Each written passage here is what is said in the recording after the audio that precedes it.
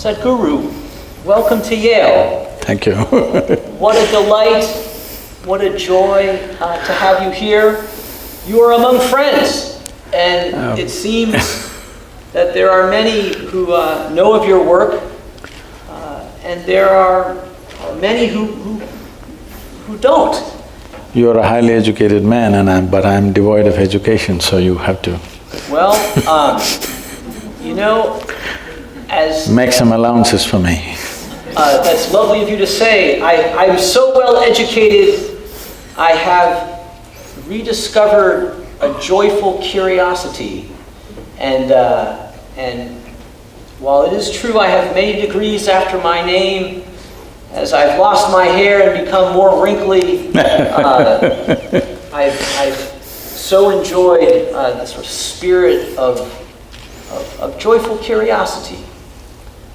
So in the spirit of hospitality, in the spirit of joyful curiosity and coming together across traditions, I would love to hear your thoughts on a number of topics. The one that is near and dear to my heart as an educator and as a physician and a pastor is this area of wellness and burnout.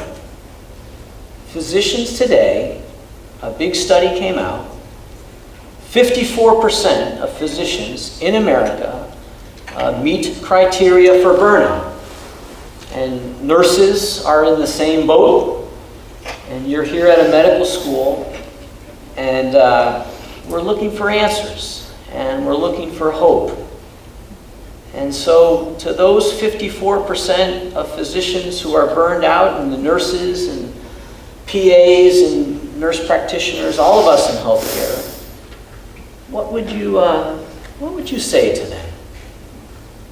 If we have to bring health, either to ourselves or to others, one fundamental thing is you bring a very profound sense of wholeness into you, the various dimensions of life that we are. All of it is in sync and functioning well.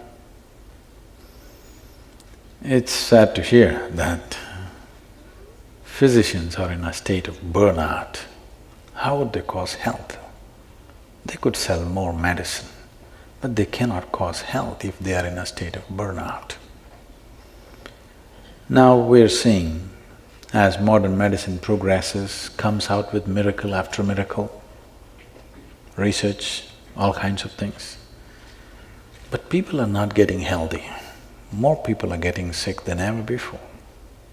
A country like United States, which is the most affluent country on the planet, which essentially means you have a choice of nourishments. Every human being has a choice of nourishment. Most of the ailments that you see in other parts of the world are nourishment related in some way, because the needed nourishment is not there at the right time for a whole lot of people on this planet. But in a country where there is a choice of nourishment, I would say an excessive choice of nourishment, the nation is spending $3 trillion on healthcare. This is bigger than the budgets of major nations in the world. India's economy is around $3 trillion.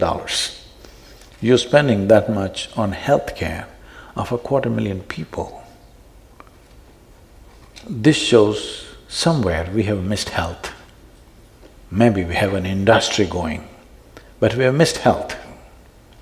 Well, we can explain it in so many ways, but doctors being under burnout, everybody thinks their profession is the most difficult one. If any individual human being is creating something that they really care for, there would be never any kind of burnout. Myself and a whole lot of people around me, we are 7 days of the week, 20 hours a day, 365 days. This is our schedule. You will not see me burned out. Maybe sometimes I'll get physically exhausted.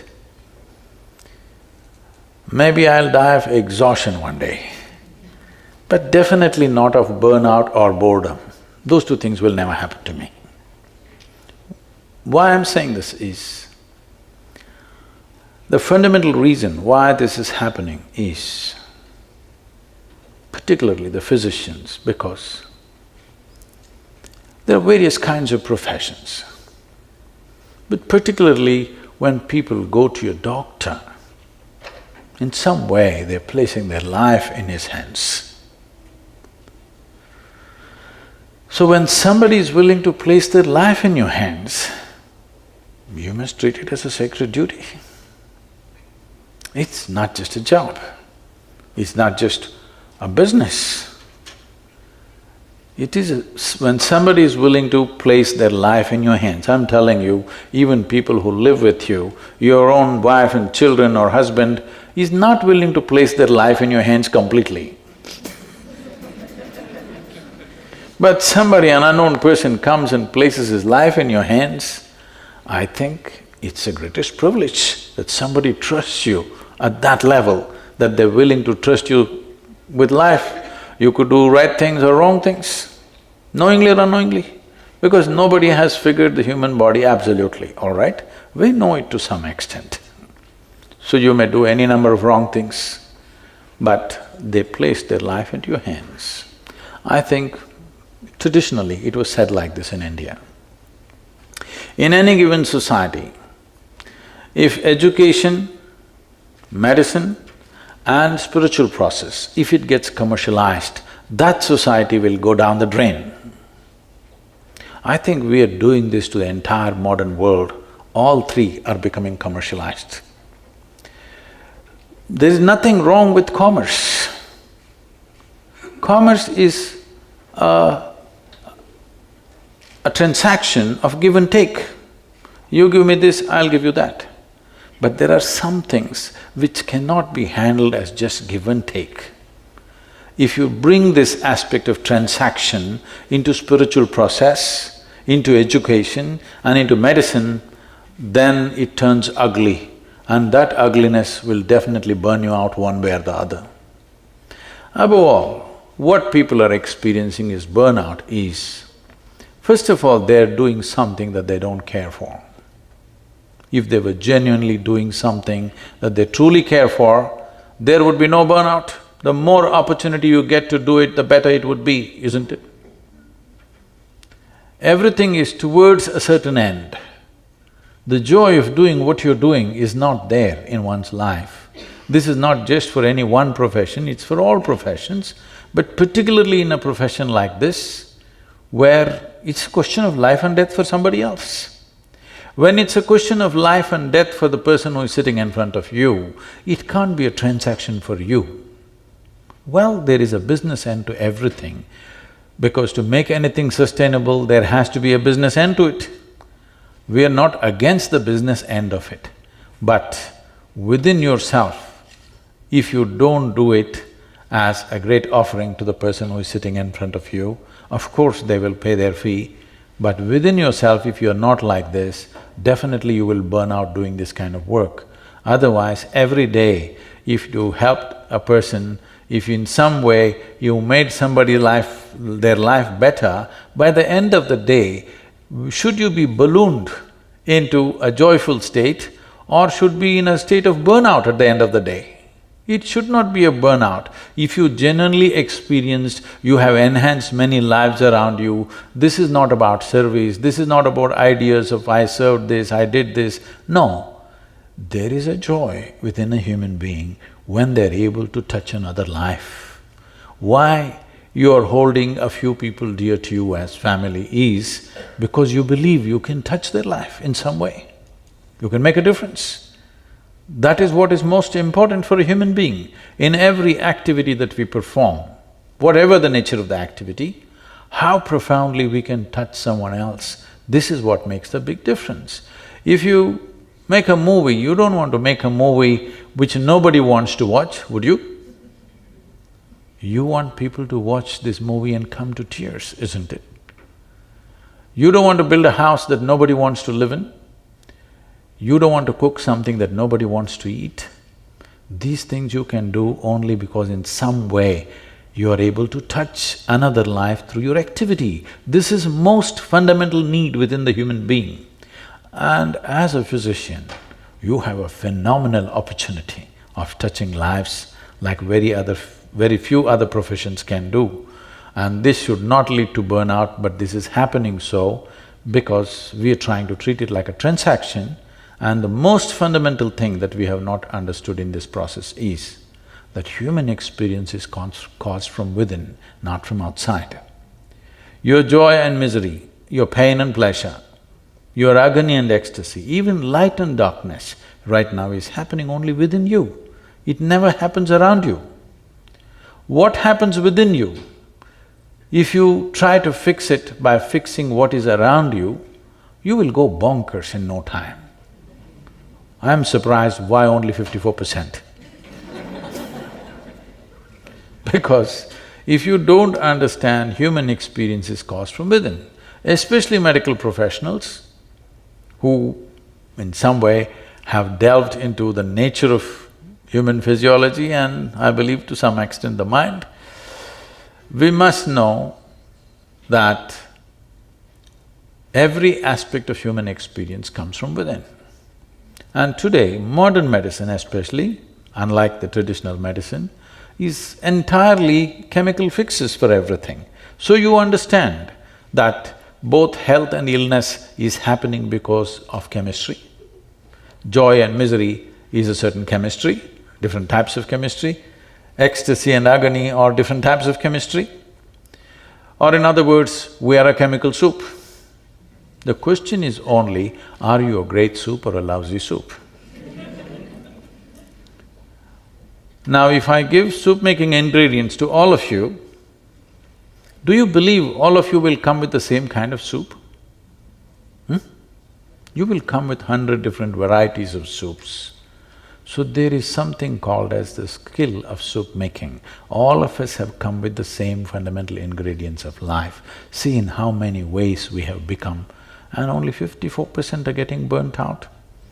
Handling life so wrong, 100% should be burnt out. So let's talk about making soup. Don't go into this area, I'm a very good cook. Okay.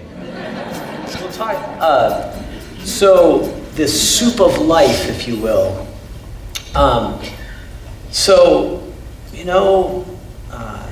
Tonight there is a nurse or a physician who has come home and they told a family member that their loved one just died. Or they treated a child who's undergoing chemotherapy. Or they were in a clinic where they're taking care of someone who, doesn't have enough insurance to cover that medication. And so those good folks have come home and their spirits are broken.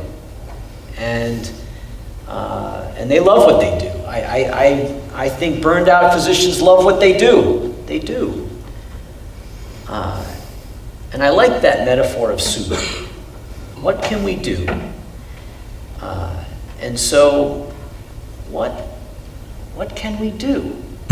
What can that nurse, that physician assistant, that doc, Saturday morning comes around, they wake up, what should they do?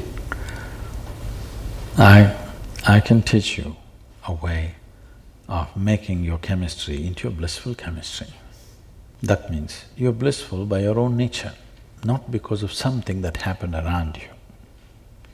This is exactly what I'm saying. What this question implies is, what happens around you determines what happens within you. The significance of being human is this, that what happens within me, I can create around me. If what happens around me makes me, I am still in animal nature. A human being means I do all the same things that the animal does, but I can do all of it consciously. That is the big part of being human. Well, you are born like any other creature, you grow up, You eat, you sleep, maybe you reproduce and you die one day. This is what every creature does. This is what you and me do. But we can do it consciously, which includes your thought, your emotion, everything. To put this very simply, it amazes me that people are 20, 30, 50, 60 years of age, they still do not know how to handle their thought and how to handle their emotion. This is a huge disability in the world. If you don't know how to use your hands, would you call that a disability? If you don't know how to manage your thought, how to manage your emotion, is it not a disability? Just because everybody is in the same condition, it does not become normal. So essentially, you have made a choice of dealing with people who are sick or dying. It is a choice. And it is a privilege that those who are unwell, being unwell means you are no more 100% on your feet, you need somebody's help. Such people and those who are dying in some way, they're willing to trust you and put their life into your hands. It's a great privilege. Well, in this, there are many things to do, as you gave examples that you have to convey something unpleasant to somebody. Sometimes you're not able to treat them because either you have no time or they have no money or whatever. These are there. I'm not questioning this. But the most important aspect of this is, if you want to bring well-being to somebody, you must know how to be well, isn't it? Otherwise, how would you do it, I'm asking? How? How would you create well-being to someone when you do not know how to be well? What this implies is, if I have to be well, the world has to be perfect. Well, you're not going to be well. Because even if you're just two people in the family, not everything happens the way you think it should happen, isn't it? Hello? You can tell me, it's okay. Even if you're just two people, not everything will ever happen to you 100% the way you want it. 51%, if it's happening your way, you have the controlling stake. Anything more if you expect, you'll have a divorce.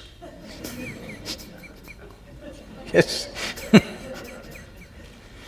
So, outside will never happen 100% the way you want it. Or in other words, if you expect the outside to be 100% the way you want it, you're just not equipped to live here in this world. Yes or no? If you're expecting the external situations to go 100% my way, obviously I'm not equipped to live in this world. You know, we are a volunteer organization, over 4,000 full-time volunteers, over 3 million part-time volunteers. Every day somebody is coming up to me and says, Sadhguru, I can't take her anymore, I can't take it. This person, I can't work with this person. This man is like this woman is like that. I tell them, see, this is the kind of people that exist in the world. If you think what you're doing is very significant, you got to work with these people, however they are. If you want to work with ideal people, you must go to heaven and today.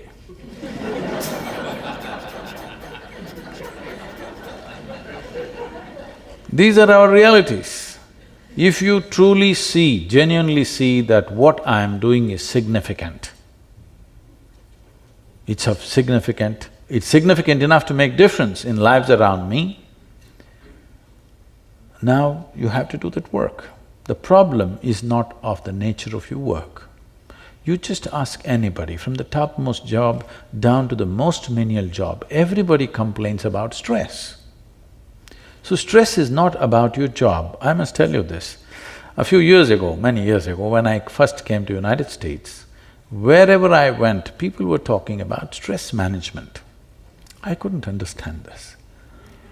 Because in my understanding, we manage whatever is precious to us, our family, our wealth, our business, our money. Why would anybody want to manage stress?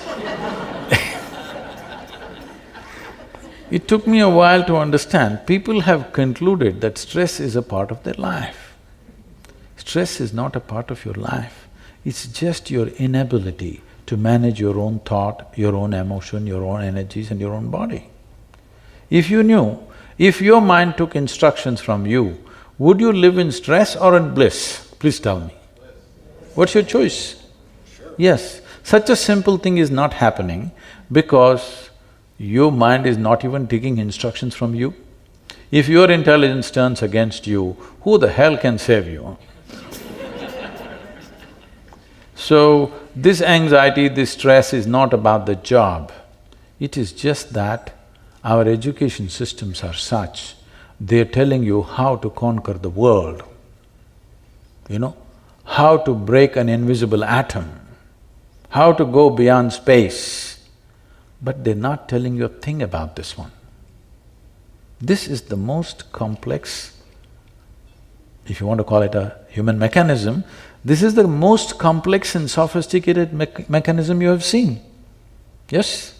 Yes. As a doctor, you know. But I'm asking, even the doctors, have they read the user's manual? How to use this? No? Just by accident, something.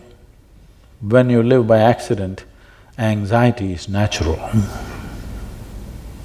So, I was really interested in the title of your book, Inner Engineering, A Yogi's Guide to Joy. And those are some words that you don't usually see often so close together. I'm thinking about engineering And joy. and joy. And a yogi. There are some… And a yogi. And a yogi, right. Engineering, yogi, and I like that word, engineering. You need to know there are some really… some of the top engineers at the university are in the audience tonight. Yesterday was the engineers… Right there. Yesterday was the World Engineers Day. Yeah. So, what's the theme of… what would you say is the message of this? I mean, I think you're getting at that. Inner engineering, a yogi's guide to joy. What does that mean? Say, if you and me were here, let's say 100 years ago or 200 years ago, how the world was and how it is today, it is almost another world. It's not the same world, you wouldn't have recognized it. That's how much it has changed. What changed this? Our ability to engineer external situations the way we want it. We could sit outside and do this, but now we're sitting in this building because this is engineered for our comfort. Now, engineering essentially means making something just the way we want it. We made everything in the world the way we want it, but now 54% burnout.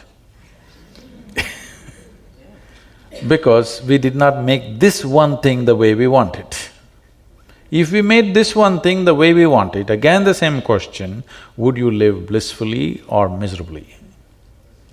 If you made this the way you want it, you would definitely make this blissful, highest level of pleasantness for yourself. What you want for your neighbor may be debatable, but what you want for yourself is very clear, isn't it? So, this is not happening because we have never approached inner well-being in a scientific manner. We are thinking something else from somewhere is going to fix this. If we want to be well, we looked up. In India, they call this Uparwala. That means the one above. I'm saying, is it true that you are living on a round planet? Hello? Is it a round planet that we are living on? And on top of it, it's spinning. If you look up, you're invariably looking up in the wrong direction, isn't it?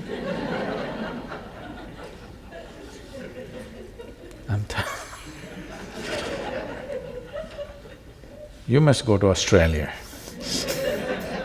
to look up the right way. So I'm saying we are simply even incapable of knowing what is up and down in this universe. Is it somewhere marked in this cosmos, this side up? We not only do not know, we cannot know, isn't it? So we don't even know which is up, which is down. We do not know what is forward, what is backward. We really do not know what is east, what is west. For convenience, we made up things. But there is one thing that you can know right now, there is a perspective, there is inward and there is outward. We have been just busy fixing the outside. You fix the outside as much as you want, all you will get is comfort and convenience. You will not get well-being. If well-being has to happen, you have to engineer your interiority the way you want it. Only when this becomes the way you want, now this will be joyful. If outside becomes the way I want, there will be comfort. You have to admit this. Never before in the history of humanity, any other generation knew the kind of comforts and convenience that you and me are enjoying right now, yes or no? Huh? We are the most comfortable generation ever, but we are whining like crazy. Let's talk about the inner life and the outer life.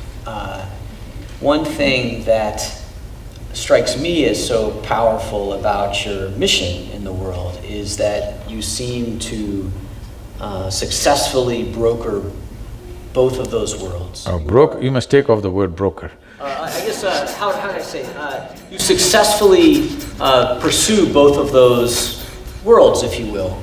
The Isha Foundation educates the young and plants trees. And then you also teach people about inner engineering. And I think that could be a challenge for we in the West. We in the West perhaps love the outer world and maybe at the expense of the inner world. But I'd love to hear your perspective on that. See, all these massive projects of health, education and ecology that we are doing in southern India have mainly happened only because of an inner experience. There are millions of people who had a powerful inner experience. It's out of that we are able to generate this action. Because these massive projects are all completely done by a volunteer force. Volunteers means nobody is trained for the job.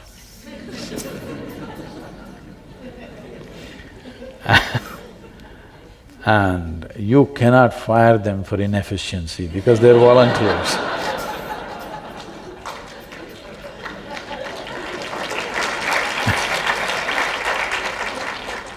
At the same time, even if they're holding a key position at any time, without notice they can just vanish. You manage an organization like this, you will go crazy in no time. That's my job. So, having described my job, which is a sure route to madness, if I was not as well established I am within myself, it would have driven me bonkers. Because I've managed businesses before. And at that time, I used to wield my authority on people to get things going. And the main thing was, they were on my, I was doing the payment for them. That was the main control. Now I don't make any payment for anybody, everybody is not paid, nobody is paid. In fact, they spend their own money and come and do everything to keep them going. Is essentially the inner engineering, because there is a powerful experience within which drives them to do all this work. It is unfortunate that people always trying to divide the world. You must understand this, that the very basic nature of human intellect is this. Human intellect, you know, all of you, the sharper it is, the better it is, isn't it so? You should agree with me. The sharper it is, the better it is, I think. Intellect. Oh. I actually want to talk about being a prophet. Well, I don't go that far. Let's We're finish going. the project. Let's go there. So, because one of the things about sort of being mindful of the inner life. You cannot be mindful of the inner life. Now you talked about being a prophet, now I can say no. So I don't think… I wouldn't say you're a prophet, I'm talking about the Judeo-Christian tradition of prophecy. So in the Hebrew Bible, in the Old Testament, there is the role of those who speak truth to power, who speak out against injustice, who sacrifice themselves for a cause because of injustice. And there, in that narrative, there is anger and there is rage. And there are significant groups of people in the world, in our country, who have due cause to be angry about the world. The refugee, the ethnic minority, the poor. And one thing about inner engineering and sort of finding peace within oneself, the other side of that coin is, you know what, is there ever a time to be angry, to march, to be enraged at the injustice of the world? What would you say to that?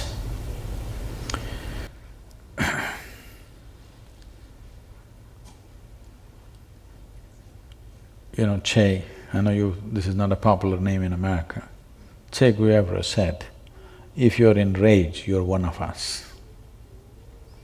I said, if you're out of rage, you're one of us. If you're really out of rage, you're definitely one of us, because you think there is a reason for your anger, which is a wrong perception. If you look at it, people get terribly angry with their loved ones. There's a whole lot of violence within the homes because they get terribly angry with their loved ones, somebody that they're living with.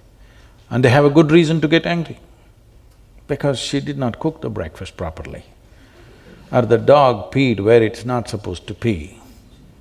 Or I've seen people yelling and screaming and breaking their clubs on a golf course where they're just having a good time. So I'm saying everybody has a reason to be angry. Anger means just this. When you're angry, as a doctor, you know today that when you're angry, literally you're generating poison in the system, literally. If you are poisoning yourself internally, and when you're angry, you know you do the most idiotic things in your life. When you turn back and see, you can't believe you did it. But most idiotic things happen when you're angry. So I'm asking, is anger an intelligent expression of human life or an idiotic expression of human life? Hello? Idiotic. So that's all you need to know. The next time you're angry, you just know you're stupid because you're turning against yourself. But I will tell you, the reason why this anger has been eulogized is, in a moment of anger, some people who were sleeping all their life propel themselves into action, and that action produced some results. Yes, that can happen. It may so happen, that if I throw a stone at you, instead of hitting you, it hit the apple in the tree and the apple fell into your hands. But that's by accident. Generally, if I throw a stone, your head will crack. That's what is supposed to happen. Yes? So I got angry and something got done. So I think anger is a great way of doing things. So when you're angry, you yell and fume at somebody. I'm asking all of you, How many of you enjoy being yelled at and fumed by somebody else, whether it's your boss or your husband or your wife or your parents or anybody? You really thoroughly enjoyed this. Hello? Did you? No. And what makes you think somebody else enjoys it? They endure you, they don't enjoy you. And when they're done, they're done. So, it doesn't matter whether the anger happened to a man that you call as a prophet, because we have a way of eulogizing everything with which we have a distance of time. Suddenly, anything which is over 1,000 years becomes sacred in most people's mind, but whatever is happening right now, however great it is, they don't have the intelligence to recognize this. People are saying the past things are great simply because everybody else is saying it, not because they truly recognize. But we are coming to a time, if you don't do it, your children will do this. That is, a time is coming in the world where unless it makes sense, it doesn't matter from what source it comes from. Even if God comes and speaks here, the next generation will reject it unless it makes sense to them. This is a good development because instead of authority being the truth, truth is becoming the authority. It's a good way to go. But once this happens, questions are going to rise, all kinds of questions. With all due respect to every religious tradition on the planet, I come from a land which has immense traditions, unbelievable. Most people in the world, most Indians are not even conscious of this. How many traditions, how many ways are there in that land? When Mark Twain came to India, he said, anything that can ever be done either by man or God has been done in this land, because the exploration is so incredible. But with all due respect to all of them, I say this, that if you raise three fundamental questions, 90% of the scriptural knowledge on the planet will collapse. I'm sorry, but this is the truth. If you ask three pertinent questions, you will see 90% of the scriptural knowledge on the planet will just collapse, it can't stand scrutiny. So what are the three questions? You are not a scripture, so why should I? Oh no, you said ask three questions. Yes, the fundamental questions. If you ask, simply, see, the fundamental thing is this: you don't know where you came from, you don't know where you will go. You can believe. If we work hard enough on you, we can make you believe anything. You must know this. I was just talking to a group of people in Nashville, Tennessee, where our center is. I was just telling them a joke. In the joke, I referred to God as Him. Immediately a few ladies stood up and said, "Do you believe God is a man?" I said, "Whoa, whoa, whoa, I know what I've gotten into, you know." I said, "I was just telling you a joke." He said, "It doesn't matter, you said Him." Now this is a debate in America, is God a man or a woman? I think this time in the election they're trying to settle that issue.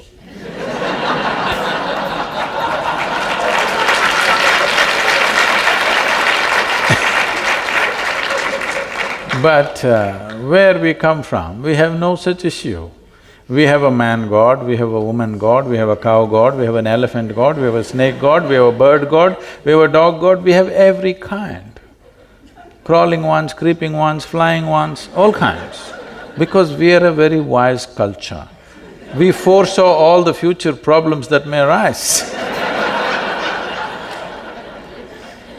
And there is also a debate which in the last election they tried to settle, but it did not settle, I think.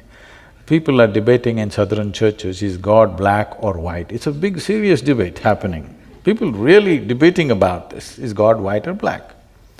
Well, you know, Idi Amin, the Uganda man, Idi Amin declared God is black. I agree with him.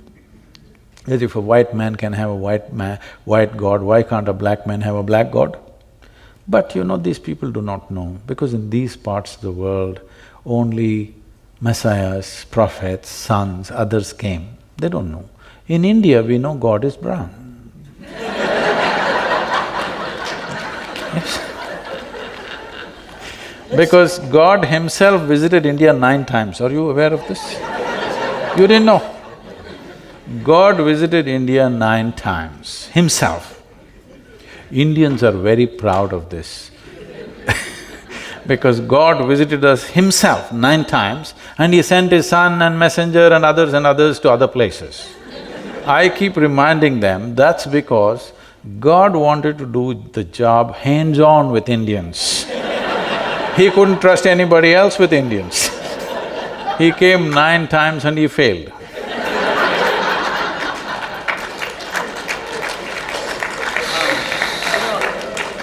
Let's talk about it. No, coming to belief, I'm saying we can make people believe anything if you work upon them from their childhood. Anything, believe me. You just have to work hard enough and make them believe this, that, everything. Belief gives you a confidence without clarity. Confidence without clarity is a disaster on this planet. There is no substitute for clarity. There is no substitute for clarity. But if you have confidence, you can just do something, just like that. Sometimes it works. Even if you're not clear, you can simply do something and it'll work. Can I tell you a joke? Please. This happened in New York City. Late afternoon, an 8-year-old boy came back from school. He had a very progressive mother, obviously she was single. I'm saying nobody catch up with her. He came home and he asked, "Mama, is God man or woman?" She thought about all the gender issues and the coming election and everything. And then she thought about it for a while and she said, "Both." The boy went into deep thought. After a little while, the boy came back and asked, "Mama, is God black or white?" Again she thought about all the racial issues in the country, and after considering this at length, she said, "Both." The boy went into very deep thought. Then after some time he came back and asked, "Mama, is God straight or gay?" She again thought about it and then she said, "Both." The boy jumped in joy, I got it, it's Michael Jackson."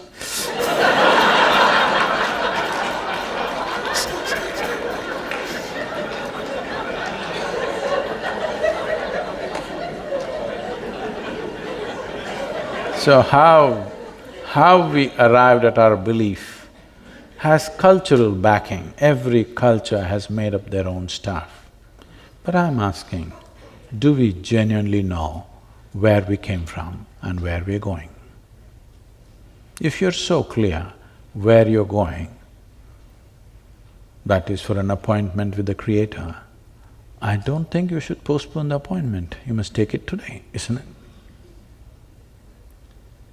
But that's not true. If death is next moment, you don't want to go. If you are so sure, only that fanatic who blows himself up seems to be sure. Everybody else has a doubt, isn't it? Every working intelligence has a doubt, yes or no? If you have frozen your intelligence with overriding belief systems, then you're going. Every other working intelligence, if death is next moment, there is hesitation or no? For sure, isn't it? Because you really don't know where you're going. You can believe what you want, but you really do not know. Belief is of social significance, to some extent of psychological significance, but existentially it means nothing. Can I ask your thoughts on this?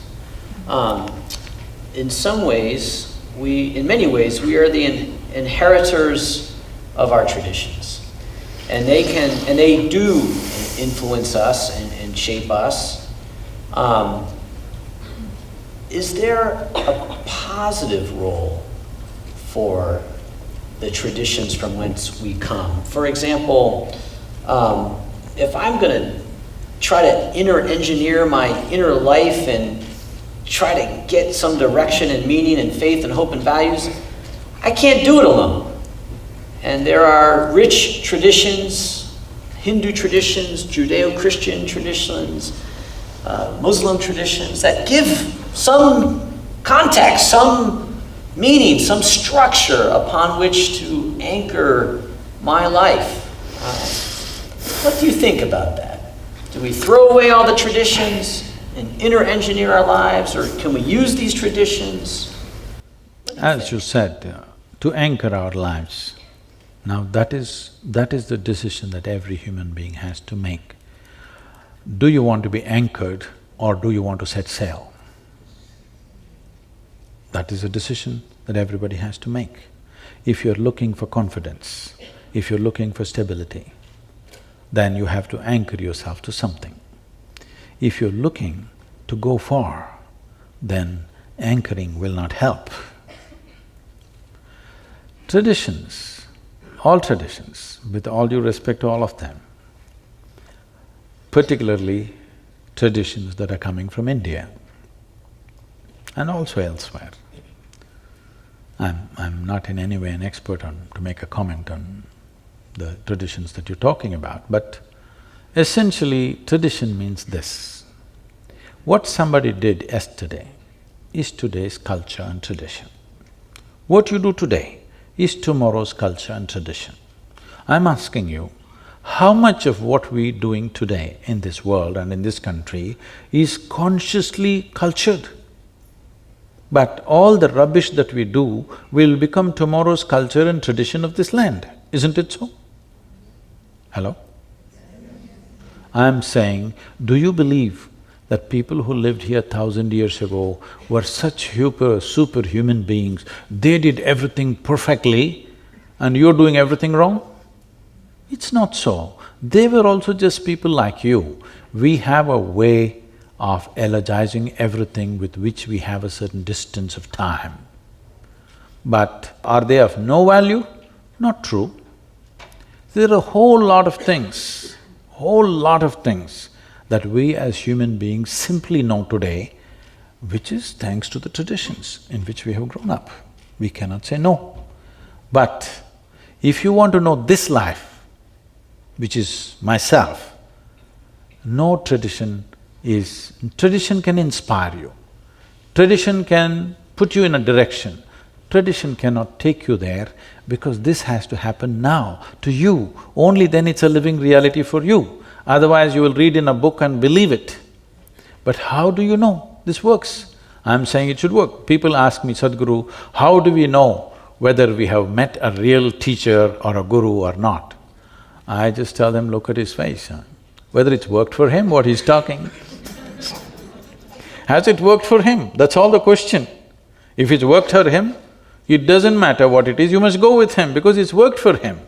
If it's not worked for him, what is the point? Dead tradition. So one of the traditions here in a medical school, in a Western medical school, is the tradition of the evidence. Show me.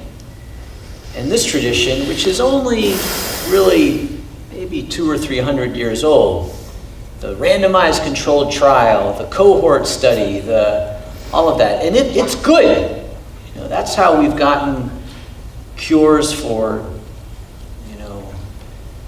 pneumonia and drugs to help alleviate pain. It's all been done through this pursuit of the evidence. And also I'm a pastor, and I fully embrace the life of the Spirit and the truth that we find in our faith traditions. And I love that tradition. But I do recognize a tension, if you will, between the truth that we discover in the lab and the truth that we discover in our spirit. And I love that tension. I think that's a great way to live in a way, that sort of loving, joyful pursuit that is both the truth that I see around me and the love that grows in my heart. But I do recognize the tension. What is your perception of that? So when we talk about the evidence-based approach, it is not a tradition. When it happened, when the Renaissance happened, it was breaking of all traditions. Till then, because it was written in a book, because a certain authority was espousing it, we said, this is it. When medical science evolved from Jenner to others, the fundamental thing was they broke all tradition. So now if that is becoming a tradition, I'm very sorry, because this was an exploration. An exploration cannot be traditional. An exploration means you're constantly trying to step into new terrain. That's what an exploration is. But if that has become traditional, then we are treading the same track and thinking it's exploration. This evidence-based approach has done wonders to many, many things, no question. But this entire process is dependent upon the human intellect. This is what we were just coming to, but we went off a little bit. Human intellect, by nature, I was just asking you, would you like it sharp or blunt? Hello? You want it sharp. If you have a sharp instrument, let's say you have a knife in your hand, what could you do with this flower? With a knife. You could cut it finely if you want, but you can cut it into pieces. That's exactly what the intellect does. Whatever you give it, it will cut it open and try to see. The way of evidence-based science is dissection, fundamentally. Well, even in the medical school, I'm sure, we're the pathology labs, we are opening up, fortunately the dead. But if you really want to know somebody, someone whom you love very much, if you really want to know them, I think you should dissect them to know them. Would it work like that? No, obviously. So, there is one dimension of life which is physical in nature, where dissection will work. But what is physical about you, the body that you carry, is an accumulation that you gathered over a period of time. It's just the food that you've eaten. It is actually a piece of the planet. Most people don't get this when they're walking. But the countless number of people who walked on this planet before you and me, they are all topsoil today. You and me also will be topsoil, unless your friends choose to bury you real deep, fearing that you may rise from the dead. This is just the soil, isn't it? Hello? This is just the soil that you walk upon. So this is an accumulation. What you gather, what you accumulate, you can claim it is mine. You cannot say it's me, isn't it? Right now as I'm speaking, I say, this is my glass. You will think, oh, Sadhguru seems to have a problem. But let's listen, everybody says he's wise. After some time, I'll say, this is me. Then you will say, let's go. Because if I claim this is me, you know, it qualifies for madness, isn't it? Whatever you acquire, you can say, this is mine. But if you say, this is me, this is madness, yes or no? Are there any psychiatrists? Does this qualify? It does. So, every day you're doing this, food appeared on your plate, you said, this is my food, you ate it and then you say, it's me. This is madness. But you have enormous company. And we believe in democracy. Whatever the majority says must be right. So, it is going on. But the moment you believe something that is not you as yourself, you kind of lost it. You derailed from life. So turning inward does not mean dissection. Turning inward does not mean contemplation, because the content of your body and the content of your mind is an accumulated substance, isn't it? You gathered it from outside. What you gather from outside can be yours, but can never ever be you. So we're talking about inner engineering, not as twisting and turning the body, not about taking on new attitudes of love or generosity, compassion, whatever great values and emotions that a human being can have. I see all that as a consequence of a certain way of being, rather than looking at it as a means to get somewhere. Everywhere people are talking about whatever… See, if you deprive somebody of something for a period of time, simple qualities will raise to heaven.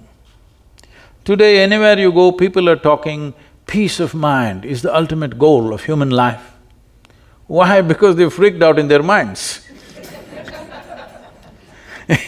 Why would peace be the highest goal? Because you're talking about Judeo-Christian thing, the origin of where it came from. I happened to be in Tel Aviv. I was to get there that morning and speak at 6:30 in the evening.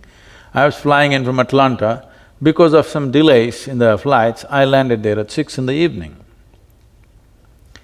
So I'm quickly changing in the airport, because in these 35 years I have not been late to a single appointment. I don't want to break that, so I'm rushing. And I'm famished, because I'm traveling an American airline and there's nothing edible on the plane.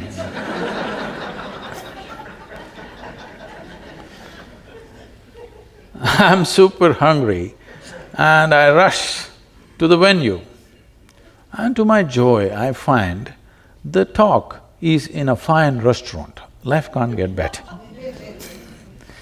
So as I went in, people are greeting me and one man comes up and says, "Shalom." I ask him, "What does it mean?" He says, "This is the highest way of greeting." I said, "Well, that's your opinion, but what does it mean?" He said, "No, this is the highest way of greeting."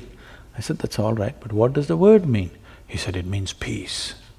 I said, "Why would peace be the highest way of greeting unless you're born in Middle East?" In South India, you come up to me in the morning and say, "Peace." I'll say, "What's wrong with you?" I'd like to get back to the practice of medicine, just for a question, really. I tell my gang, whom I adore, my residents, my students are close to my heart. I adore them. All gangs are like that. And I say, medicine is easy. Medicine is easy, but healing is hard. Because in medicine, we have our potions, and if we don't know an answer, we do a test, and if we don't know what the test means, we consult somebody, and so medicine, in some ways we can distill it down, can make it easy, but healing is really where the art of medicine lies. And healing is where the spirit and the love and the suffering and the treatments and the surgery, that's where it all comes together. How would you propose that we adopt a healing attitude? How do we bring the spirit of healing into the experience of the bedside? Please, all of you, don't be offended by what I say, but you must look at this properly. If I don't, but if at any time, if it becomes necessary, I must go to a hospital, I just want efficient treatment. I don't want love. Because I'm not deprived like that. Now, unfortunately, we are creating a population where everywhere people are talking about love. We are deprived like this because early age deprivation of love will tell right through your life. It is very important, we need to understand that there is something more to this life than the acquired body. We have a body which we acquired, there's something more. There is a whole tradition in India, unfortunately, it's rapidly vanishing because of variety of changes that are happening in the society. Otherwise, how a mother should deal with the child till the child is 4.5 years of age. In the vernacular languages, it says that she should wrap herself around the child in every possible way. Not because the food that you give the child, the milk that you give the child is not the only nourishment. The child needs to be wrapped with motherhood. Then only this child will grow as a full-fledged child, otherwise it will grow as a deprived child. But modern societies, we are going to a place which is almost impossible to deliver this. It's simply not possible in the way we have structured our families, it's simply not possible to do that. So, having said that, when people come to a hospital, they should just look forward to efficient treatment. Now we are looking for love. We should have found it somewhere else. At least we should have bought a dog if you couldn't find anybody. Dog is… if you get yourself a dog, 12 years guaranteed love affair. Guaranteed. Doesn't matter how badly behaved you are, still it's guaranteed. It'll not work with any human being. There's a whole lot of management to do with human beings. If you get a dog, however badly behaved you are a drunk, you behave badly, you beat him, do what you do, but the dog still loves you, guaranteed love affair. So, those of you who are looking for love wherever you go, dog is a good solution. When you go to a hospital, you don't expect your doctor to love you, just do what he has to do. So that is fascinating because I think patients come to their doctor. This is the unfortunate reality, that's what I'm saying. Yeah, People come to a hospital and looking for love. Wrong place. So when I was a medical student, I was the pastor of a church here in town.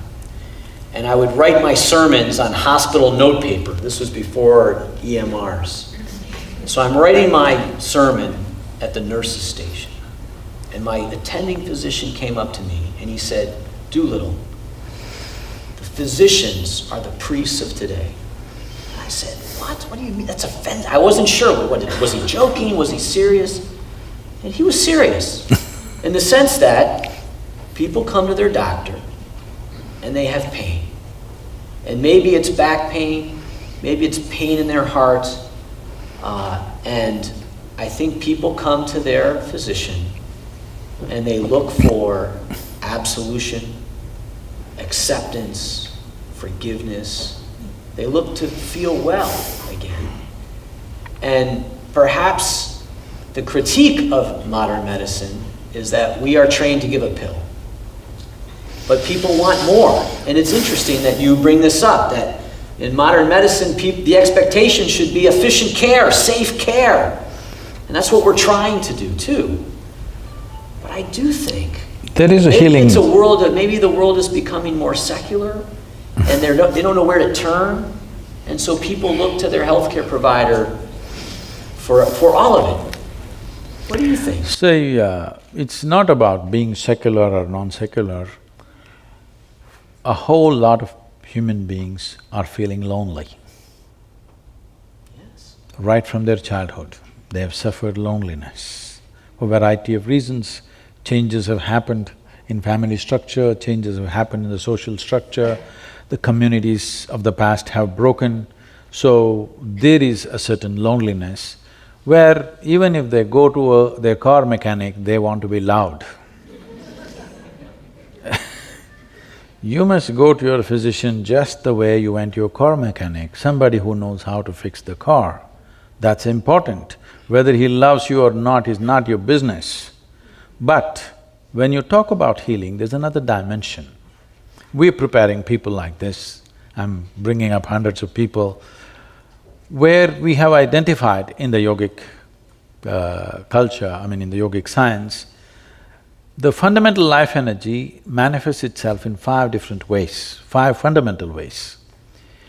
These 5, out of these 5, this is called as pranavayu, samanavayu, apana, udhana and vyana. In this, there is one dimension called samanavayu, which is very healing. So, before we introduce any kind of medical knowledge to a person, we put them on very serious inner work to generate a certain level of samanavayu, where a physician develops such a level of vitality, if he walks into the room, everything should light up. This is very important. Physicians are walking into the patient's room with a grave face. Grave is one thing that you should not point at when somebody is sick. Grave is one thing that you don't show a patient. A physician should generate such a level of vitality and life and healthfulness about themselves, anything they touch will get better naturally, not because of love, not because of compassion. People, yesterday I was being interviewed by a young lady and she said, Sadhguru, we must… everything should happen out of compassion. I asked her, are you married? She said, yes, my husband is waiting in the reception. I said, suppose when you go there after this interview, you realize that your husband married you on a compassionate basis. Would you like it? She said, no. Then why do you want it for me? I don't need it too. So, can I ask you, so for the Isha Foundation, with the thousands of full-time volunteers and the millions of part-time volunteers, why do you think they come? Tools of transformation. The tools are subjective in nature. See, right now, we as human beings are dominating this world only because of our ability to use tools. Otherwise, a pack of dogs would take care of you. Forget about the tigers and the lions, poor tigers and poor lions who need to be saved right now. Only because of our ability to use tools, isn't it? And all the tools that we developed are… Now, as a doctor, maybe you're using a microscope. We have a microscope only because our ability to see, to enhance that we have a scope. We have a telescope only to enhance our vision in some other way. We have a telephone because we can hear. We have a microphone because we can speak. We have a bicycle because we can walk. If we were made like trees, would we have invented a bicycle? I'm asking. Every tool that we created is only to enhance the already existing faculties to a higher level, isn't it? Everything. Everything that we invented is just this, all the tools. The tools are very important. When I refer to the spiritual dimension as tools, some of our people will feel offended around me and say, Sadhguru, don't say it, it is more than our life. Don't use the word tool. Then I tell them, you come to the yoga center, 3 days I will give you plumbing job. No spanner, no winch, no nothing. You do it with your hands. You can use your teeth. You will see all your 10 nails will be gone, then a few teeth will be gone after 3 days, then you come to me, I will give you a spanner. Will you worship the spanner or no? I'm asking you, will you worship the spanner or no? It is the tools. Similarly, to turn inward, to extend dimensions which every one of you have known peace in your life at some moment. Hello? You must tell me yes or no. Yes. You have known joy in your life? You have known bliss in your life? You have known ecstasy in your life? Love in your life? You are capable of all these things. Only thing is, it's not sustainable. One moment there, one moment here, one moment there, one moment here. This is the only problem, isn't it? Suppose I gave you a tool. subjective tool with which you can remain blissful every moment of your life. Is it of great value to you, I'm asking? So, these millions of people, they have tasted the tools of transformation. One thing I have done to them is I have confused the hell out of them. So what is that tool of transformation? How would you describe This that? is the first tool. First thing is you must get confused. Yes, because you're talking about anchoring, that's why I'm saying this. Confusion means you realize that you do not know, isn't it? I'm asking, with all this exploration of science, do we know even one single atom in its entirety? Hello? Do we? No. Then what's our problem in saying we don't know? I do not know is an immense possibility. Now you're trying to destroy I do not know with all kinds of beliefs. Why don't you say I do not know? If you truly realize I do not know, your intelligence will be in an active and super alert state every moment of your life. The moment you believe, it sleeps. It lets you sleep. But people are not willing to go through this. They want something. Tell them something, they want to believe and say, I'm fine, I want to sleep tonight. No, I do not know. If you see I do not know, the longing to know, the wanting to know, the seeking to know will happen to you. Everything that you do not know, you just believe because somebody said so. Even if it is true, right now I'm going to tell you what is the truth, but it's not in your experience. So what is the options that you have? You can believe me or you can disbelieve me, isn't it? If you believe me, you will not get any closer to truth. If you disbelieve me, you will not get any closer to truth. It is just that if you believe me, you will have a positive story to tell. If you disbelieve me, you will have a negative story to tell, but you will not move an inch existentially. Psychologically, it will give you comfort. So this is something you must decide. Are you looking for solace or are you looking for a solution? If you're looking for solution, then you need tools to turn inward. If you're looking for solace, believe something. So if the first step is, I don't know, what do you do then? What happens after that? So this happened to me when I was just 4.5 years of age. Suddenly one day I realized I don't know a thing. I was only about 4.5 years of age. If somebody gave me a glass of water, I would just sit like this for 3-4 hours at a stretch because I wouldn't know what is water. I'm telling you, even today you don't know what is water. It is the only substance which is in all the 3 states on the planet. 2/3 of your body is water, 2/3 of the planet is water, but you don't know what it is. We know how to use it, but we don't know what it is. Isn't it so? We know how to use this water in so many ways, but we do not know what it really is because we do not know what really anything is for that matter. So if I found a leaf, I would simply sit like this for 6-7 hours. If I sat up in the bed, entire night I would be staring at the darkness. My dear father, who's a physician, started thinking I need psychiatric evaluation.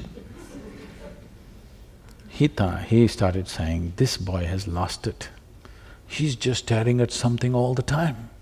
My problem is, I look at this and I don't know this. I'm not able to shift my attention to that. I'm just looking here still. He thought he could educate me.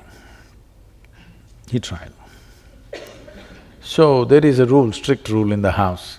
Between 7 in the evening till 9 dinner time, all the children, 4 of us siblings, we have to sit and read some textbook. I open my textbook like this. I find a little speck on the paper. I just look at the paper. This speck that keeps me engaged for 2 hours. I sit like this, absolutely total attention, without reading a word. I went through school like this. I was very consistent. I always got 6 zeros in every test. So if it's not shalom or compassion or love,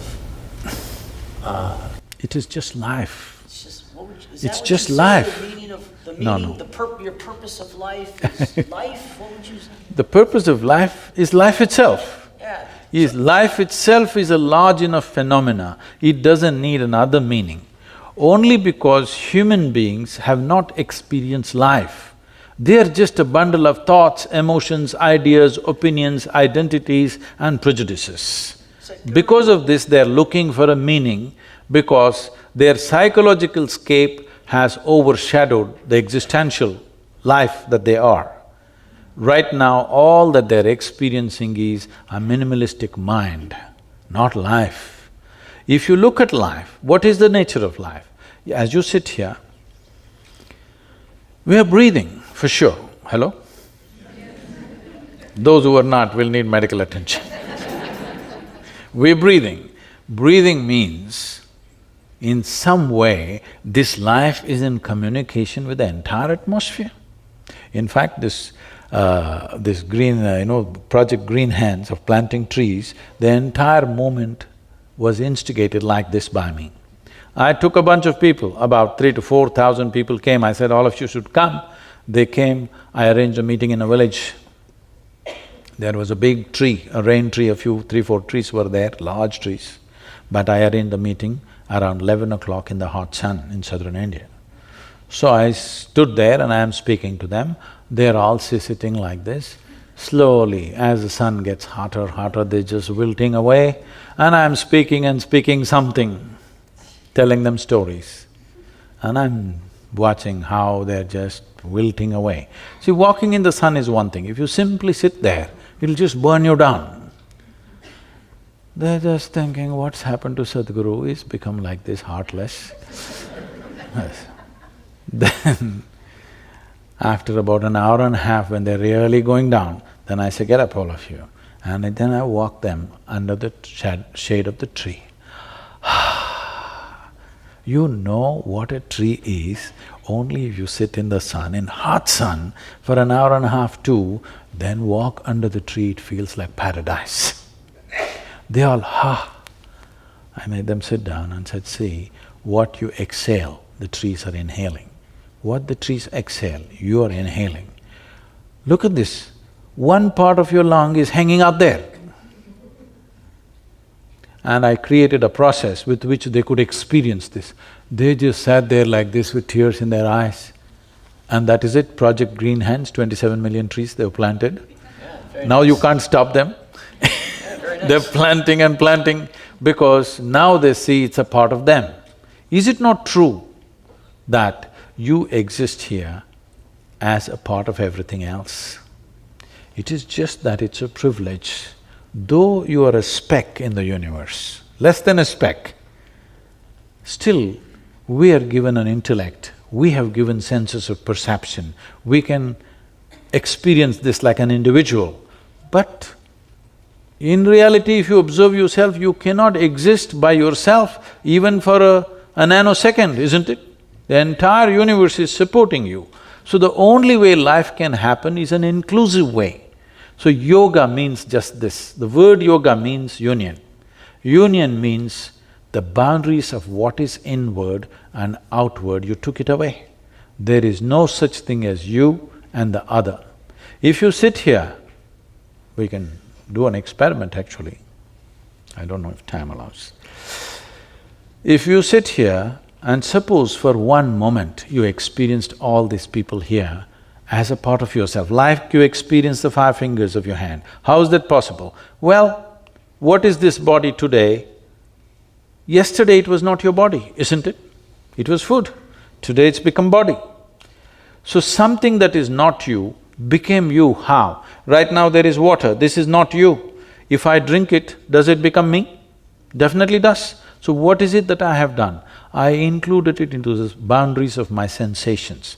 What is within my boundaries of sensation, I experience as myself. What is outside of my boundaries of sensation is not me. Now, the yogic system, we developed a way that if you keep your energies in a certain level of exuberance, now you will see your sensory body will expand. If your sensory body became as large as this hall and you experienced all these people as yourself, after that, do I have to tell you, love them, don't hate them, don't kill them, don't harm them, be compassionate? Would teachings be necessary for you? If you experience something as a part of yourself, after that, you don't need any morality, you don't need any ethic, you don't need any values. What is you, you will always handle it right. What is you, it is of the highest concern to you. If you experienced everyone and everything as yourself, this is what yoga means. If one is in such a state of union, then you call him a yogi. If you turn and twist your body and hang upside down, you are not a yogi, you are just doing circus. Yes, unfortunately, people think by turning and twisting they're doing yoga. No, yoga means you sat here, you experience the entire universe as yourself, not as a hallucination, but as a living experience. Not in the firmament of your mind, but existentially, you know this is you.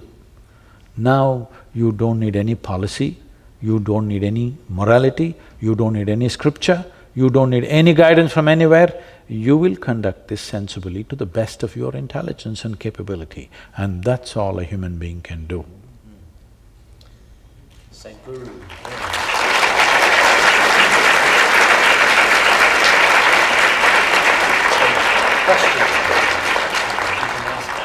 So, we have a few minutes for questions. Does anybody have… Go ahead. My question is touching back to the point which you brought up about the belief. Can you tell a little bit more about what's the difference between belief and faith?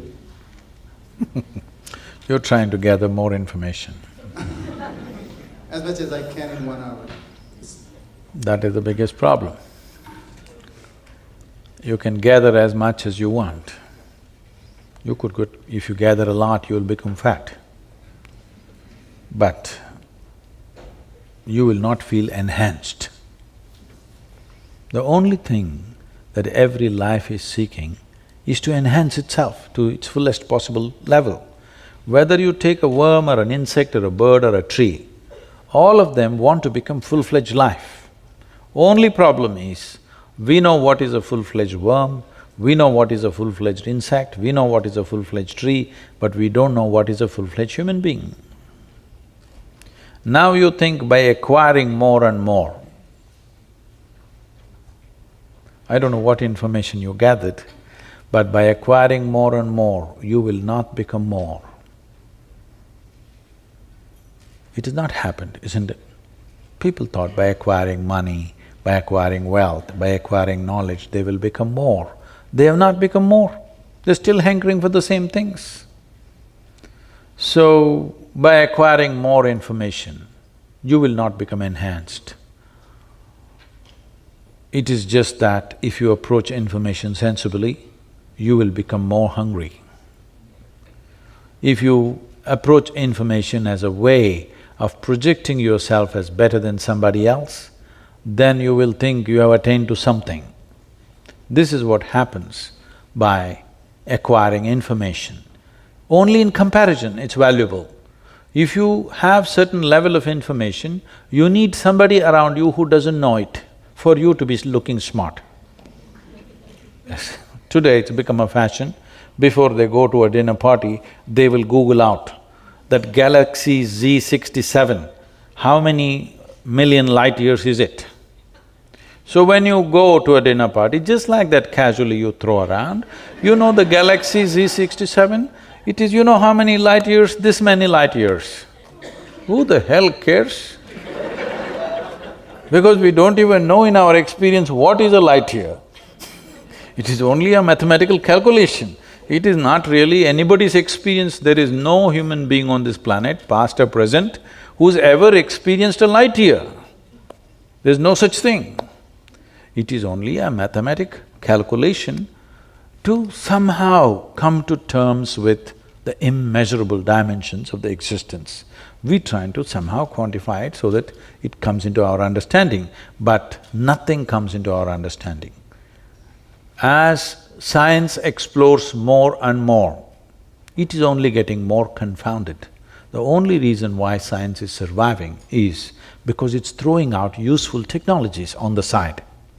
If that was not there, science is far more confused in 100 years of exploration than it ever was before. But that's a good sign. If they had made stupid conclusions, there would be one more religion. Science is confounded today. The top physicists in the world are saying, we not only do not know, we know we will never know. This is a good sign, because this means your intelligence will remain on an explorative mode all the time, on an active mode, not in a sleep mode. So when the top scientists declare we will not know, it is not a hopeless situation, it is a great situation that people have come to this, that they understand if you go through physical means, it doesn't matter how much you explore, it'll go on endlessly. How much information you have, you will not get any better, you will get only more burdened by this. Things will happen on the side, technologies will come, iPhone will become 7, 8, 12, all right? But still, the way you talk to people is not going to change. What you say will not change. Your relationships will not change. Technology can go through the ceiling, but nothing of you will be enhanced. So, more information is not going to help. All I want you to take, the takeaway for you, because you want to take away something. The takeaway for you is, if you truly, genuinely, it's not simply a thought, allow this to sink into you in the next few days, that if you pay attention to anything, a leaf, a flower, water, people, dog, animals, anything, if you pay enough attention to anything around you, even the closest people around you, if you pay enough attention to them, you will see you don't know a damn thing about anything. On the surface, you seem to know everything, but if you pay sufficient attention, you don't know a thing about anything.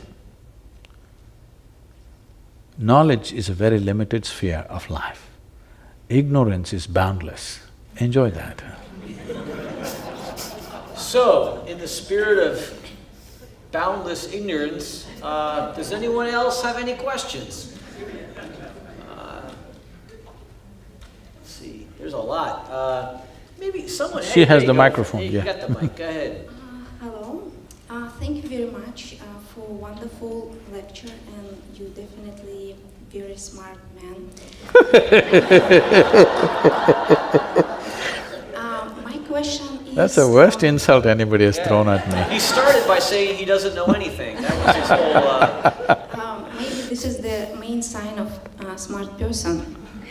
So my question is that you mentioned before that just belief without clarity is not a good thing. And I am absolutely impressed by amount of volunteers, like millions of the volunteers. I cannot even imagine how many people come for learning and not volunteering, so it's a lot. Do you think they are all driven by clarity and search for clarity? Or they believe that once they will do in the engineering, they will work on the process of gaining joy, and eventually they will have a positive story with you, or the positive story as you mentioned before. Thank you.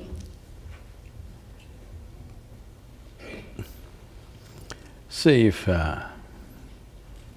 for any human being to do something, either it should have worked for them or it should have worked for somebody around them.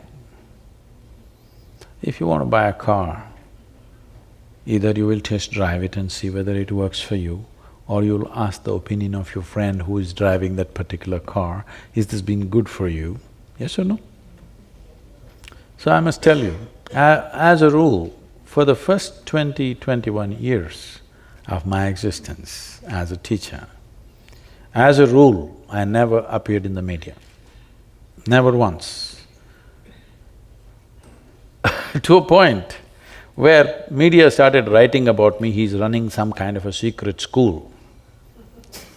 Because I refused to meet the media, no advertisement, no any kind of posters, not even a brochure, only by word of mouth, millions of people came.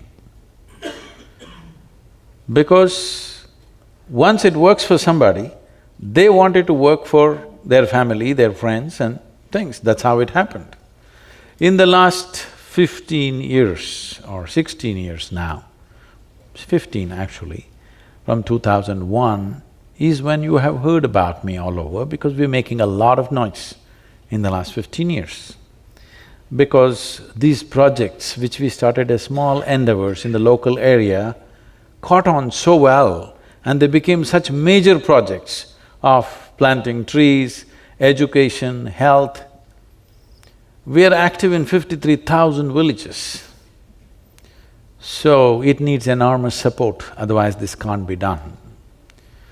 For a non-religious movement which doesn't offer any miracles like this, never before, as I know in the last 200, 300 years, never before a spiritual movement has caught on this kind of following, where no ticket to heaven, no miracles, no any kind of stuff, only thing I'm telling them is badgering them that you are the source of all your troubles.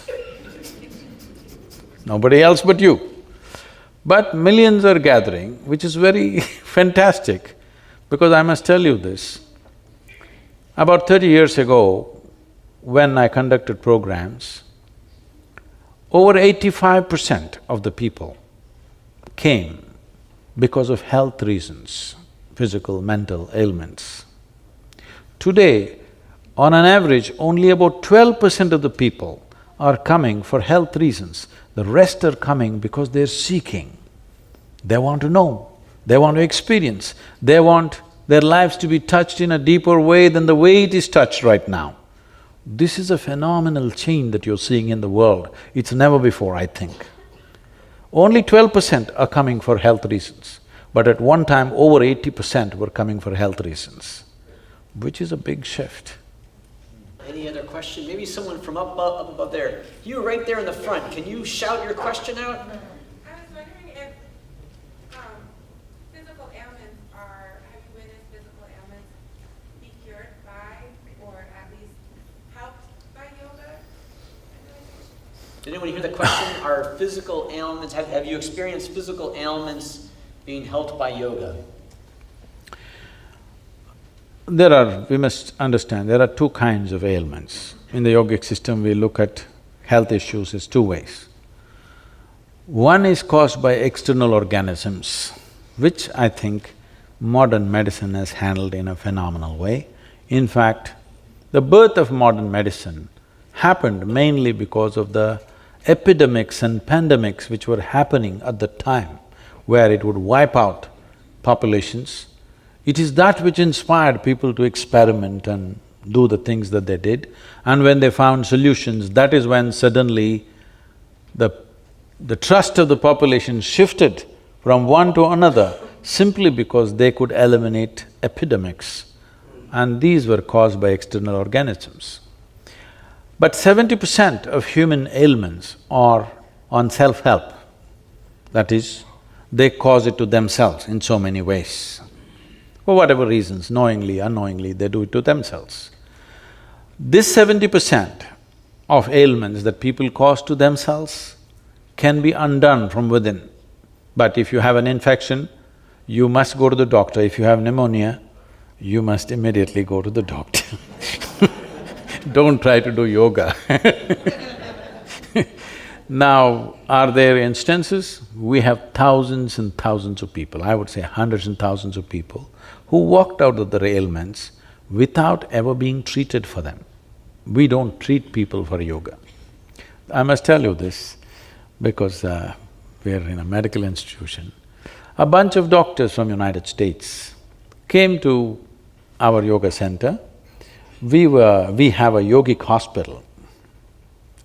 So about 12 of them, largely from this Michigan area, and they came and stayed for 3 days, and on the fourth day, they were very upset and they wanted to leave. I was very busy, I couldn't meet them, and somebody came and told me, Sadhguru, all these doctors are very upset, they want to go. I said, what happened? They're just very upset that there is no yogic hospital here. You told them there is yogic hospital, they think there is no yogic hospital. Then I said, okay, let me see them. Then I saw them, they were really upset, they were angry, they felt cheated that there is no yogic hospital here. Where are the patients? Where are the uniformed nurses and doctors walking up and down? I said, see, at that time, on that day, maybe there were over 70 patients. But I said, I thought I'll put them to good use, and I was making them work in the gardens.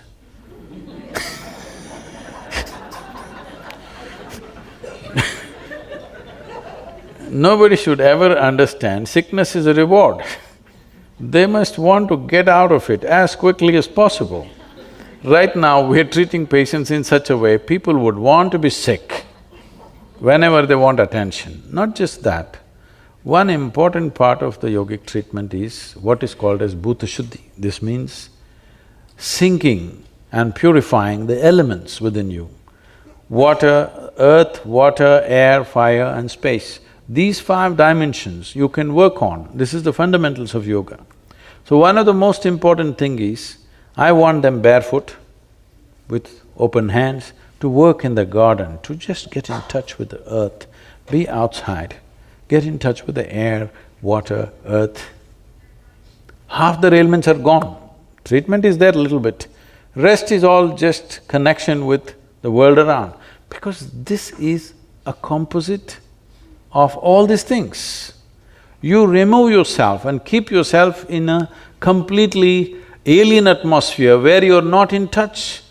You're 4 inches above the ground all the time. You will lose contact with what makes your life. It's the very soil which you're carrying as your body. Is it not important that it needs to be touched with its origins? No, you're looking up. No, your life happens from this planet. There are other dimensions to it, of course, but physical health and the physical nature around you are very closely related. If you don't connect them, health is an accident for most people. Today I see America probably has the highest incidence of allergies. Is that so? Am I right? Very high. This is mainly because they're removed from everything that's natural. They're not in touch with anything that is natural, everything is tampered with. Those who are living in the open, even in America, I'm sure they have no allergy, they have no issue of any kind, they're doing fine. I think the homeless people are the most healthy people in the end. They're enduring all kinds of, variations in weather and still managing pretty well without healthcare. We probably have time for one more question. In the back, right there. Shout it out. How to seek for internal peace? How to?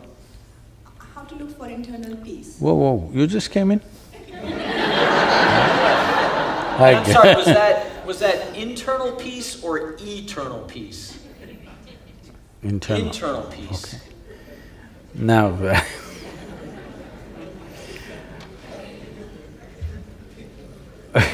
we've gone through this anyway. Whether it's peace or happiness or joy or love or whatever, it can only be internal, it can't be external.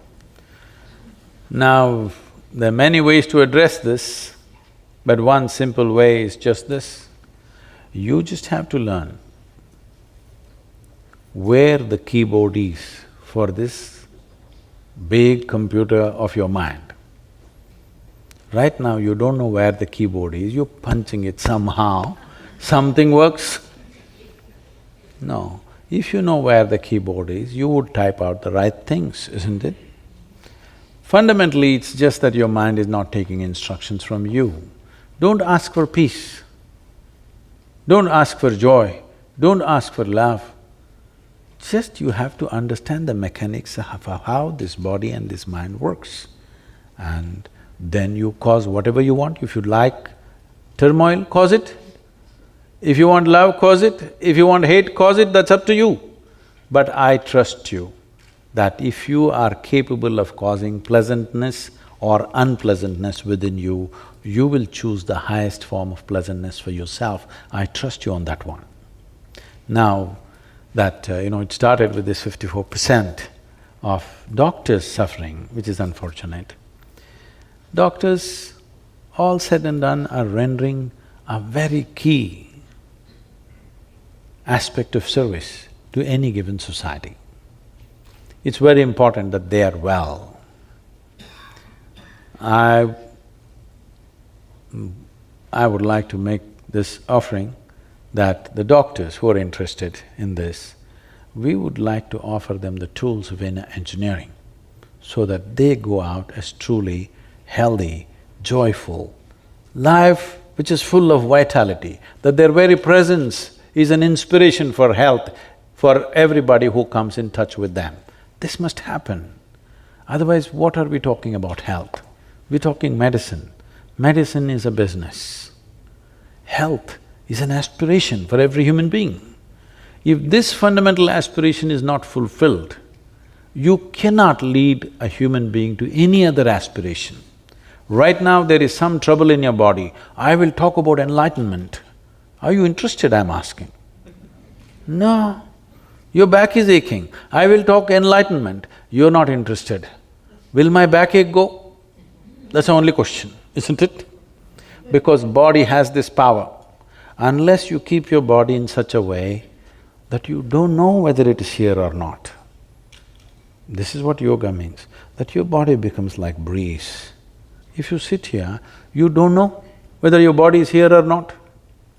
Otherwise, if you sit here for 1.5 hours, your body says, I must go to the bathroom, your body says, I must drink, your body says, I must do something, because it is in a state of compulsive needs. If you bring it to ease on all levels, you will not know whether body is here or not. If you are in such a state, you are not even conscious whether it's here or not. You have no gender issues, you don't care whether you're a man or a woman right now. Yes? It should not matter, I'm saying. There are only two places where your gender should matter, bathrooms and bedrooms. Nowhere else. And some people even debate that, right? Which you go to which bathroom, doesn't matter which bathroom, so just the bedroom. Everything is under debate. But I'm saying, to move the body from compulsive needs to a place where it is like a stepping stone, not an impediment for your life. Right now, the compulsiveness of the body is making people do all kinds of things in the world.